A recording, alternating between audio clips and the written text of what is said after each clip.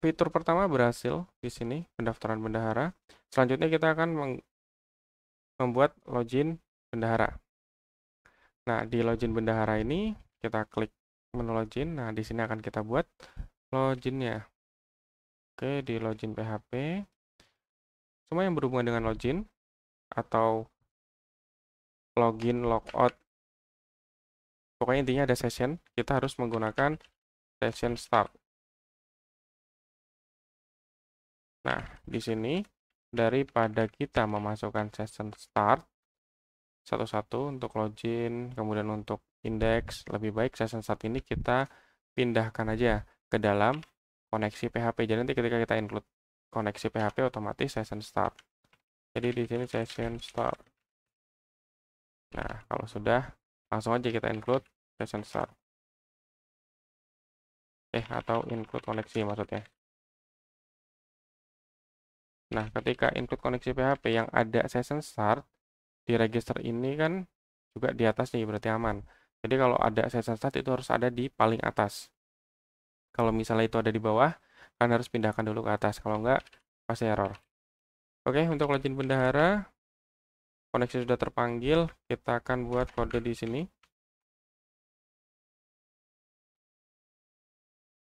Oke, di sini akan buat if isset $post username. Jadi kalau username diisi dan di submit atau diklik login, saya simpan $username sama dengan $post username dan $password sama dengan $post password.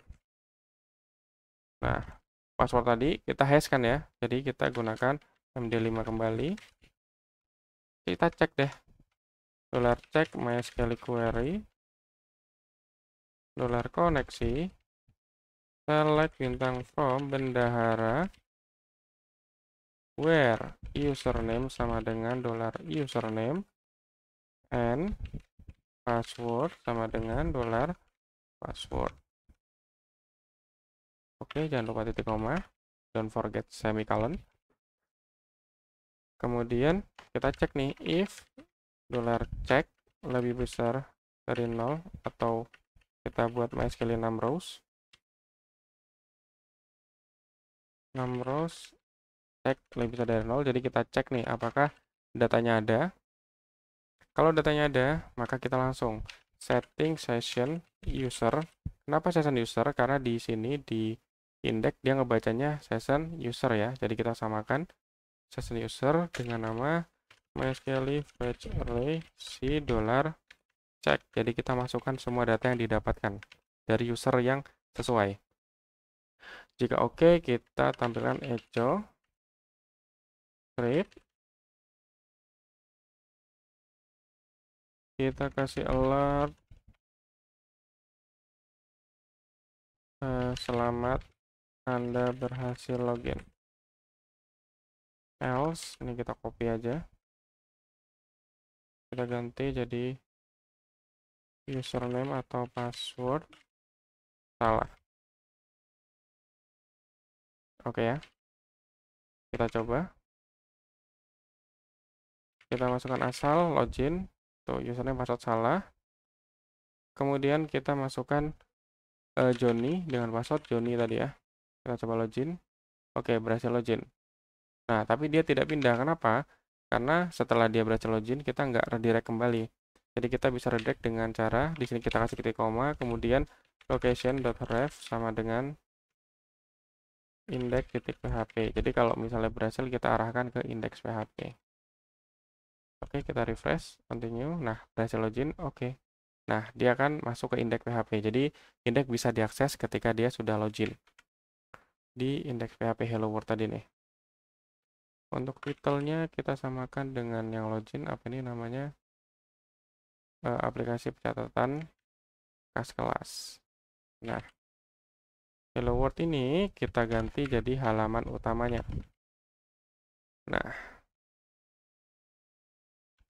oke. Di sini saya mau coba pakai yang namanya navbar. Nah, di sini ada navbar. Saya akan pakai navbar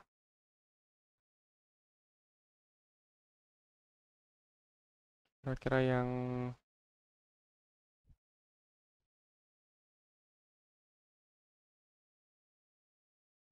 kita scroll, nah kira-kira ini nih. Ini navbar primary BG primary ya. Berarti saya ambilin aja deh. Ini navbar default. Ini kita copy. Lalu kita pastekan di sini untuk navbarnya. Untuk linknya kita sesuaikan, jadi saya kasih kas kelas. Kemudian ini home, kita buat dashboard. Kemudian untuk fitur kita ganti jadi tadi misalnya kas atau data kas. Kemudian pricing kita ganti jadi laporan. Lalu di sini dropdown kita buang. Nah, ini kita copy aja. Kan user bisa login pasti bisa logout ya. Tapi sebelum itu tadi ada fitur untuk ubah profil ya. Nah, berarti di sini tambahin ubah profil. Kira-kira seperti ini. Kita coba refresh. Nah, ini seperti ini. Dan kalau misalnya mau berwarna, contohnya di sini, nah ini berwarna biru apa nih? Kelas navbar, BG primary, database theme, dark ya. Oke, BG primary. Nah, ini dia.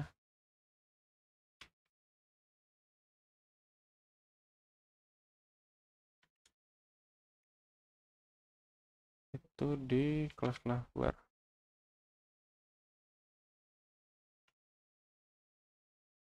Oh, ini kurang petik.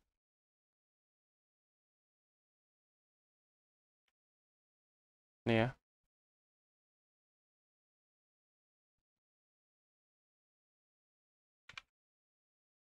BG body tertiary. Ini kita buang. Nah, ini nih. Jadi biru ya. Terus biar ke tengah, ini untuk di bagian ini, container fluid kita ganti jadi container. Otomatis dia akan ke tengah. Oke, di sini kita harapnya jadi index.php. Di sini data kas kita ubah jadi tanda tanya page sama dengan kas misalnya. Laporan saya buat tanda tanya page sama dengan laporan. Lalu ubah profil, di sini tanda tanya page sama dengan profil. Dan yang terakhir logout, saya arahkan ke logout.php.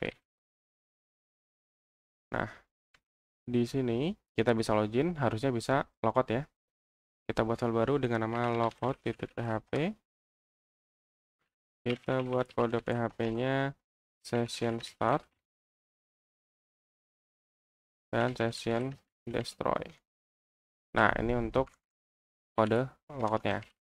Lalu kita arahkan ke login.php ya. Login.php.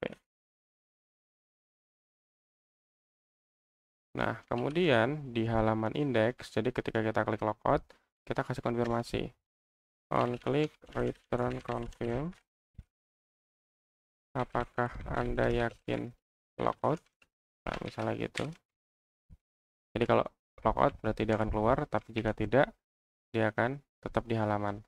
Jadi kalau kita logout, oke, maka dia akan kembali ke halaman login. Jadi fitur pendaftaran aman, fitur login juga aman. Selanjutnya ada profil bendahara termasuk unggah foto profil. Nah, ini hampir sama dengan pendaftaran, bedanya kita tinggal update aja di database-nya.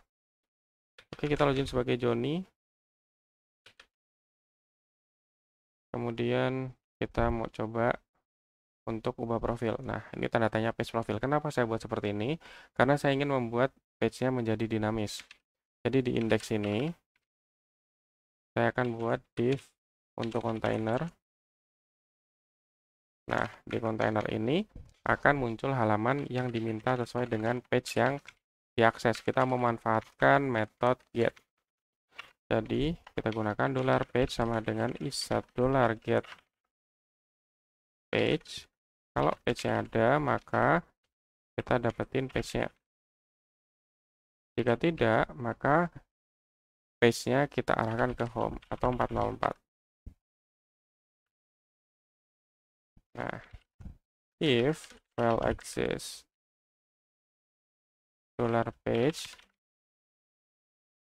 titik php,